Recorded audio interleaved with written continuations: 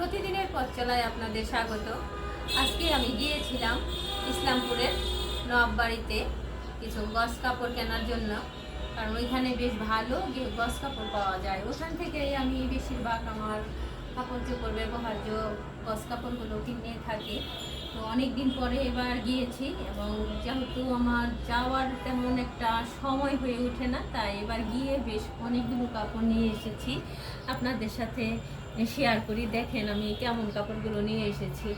এই যে দেখেন, এটা একটা নিয়ে এসেছি, এই একটা, এই যে আরেকটা, তারপরে এই যে একটা নিয়ে আসলাম, আবার এই একটা নিয়ে এসেছি বাটিক। এটা হলো কালারিং বাটিক। এটা দেখেন, এই কালারটা আমার খুব পছন্দের, পার্পেল কালার।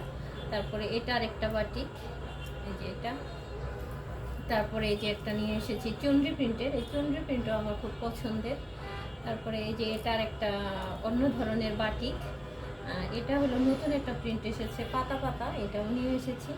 এগুলো দিয়ে আমি ম্যাক্সি, নাইটি এই সমস্ত জিনিস বানাবো। আবার কিছু যে ফুতুয়া টাইপের বানাবো। আপনাদের কেমন লাগলো দেখে বলবেন প্লিজ, যে কেমন আমার পছন্দ।